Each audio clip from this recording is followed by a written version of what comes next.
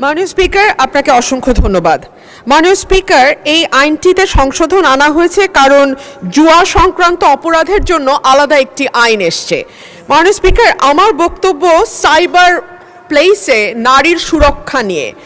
মূলত সাইবার স্পেসটা আইন করে নিরাপদ রাখবার যেই প্রাথমিক উদ্দেশ্য ছিল সংসদের, সেটা হচ্ছে এই স্পেসটাকে নারীর জন্য একটা নিরাপদ স্পেস হিসেবে তৈরি করা।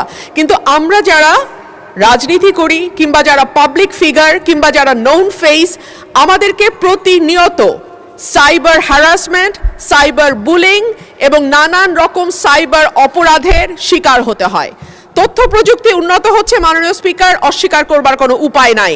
অস্বীকার করবার কোনো উপায় নাই। আমরা এখন এআই জগতে প্রবেশ করেছি। অস্বীকার করবার কোনো উপায় নাই যে কোনটা রিয়েল, কোনটা ফেক, কোনটা ভুয়া, কোনটা সঠিক।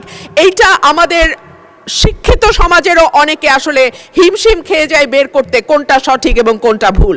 সেরকম একটা প্রেক্ষাপটে দাঁড়িয়ে গ্রামে যখন প্রতিটি মানুষের হাতে স্মার্টফোন, সেলফোন, ফেসবুক অ্যাকাউন্ট, তখন নারীরা, বিশেষ করে নারীরা এবং পরিচিত নারীরা এবং যেই নারীরা হয়তো রাজনীতির সঙ্গে যুক্ত কিংবা মিডিয়া জগতের সঙ্গে যুক্ত, আমাদের জন্য এই স্পেসটা প্রতিদিনই আরেকটু করে অনিরাপদ হয়ে যায়।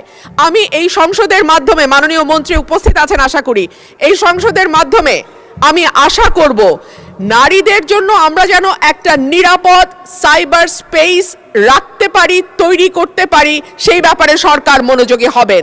এবং রাজনৈতিক দলগুলোর প্রতি আমার অনুরোধ থাকবে, নারীরা যেই দলেরই কর্মী হোক না কেন কিংবা যেই দলেরই সমর্থক হোক না কেন, তাকে হ্যারাস করা অনলাইনে আপাত দৃষ্টিতে আপনাদের জন্য বিরোধী মতে যারা আছেন আনন্দদায়ক হতে পারে, কিন্তু সেটা বুমেরাং হয়ে আপনাদের দিকেই ফিরে আসবে।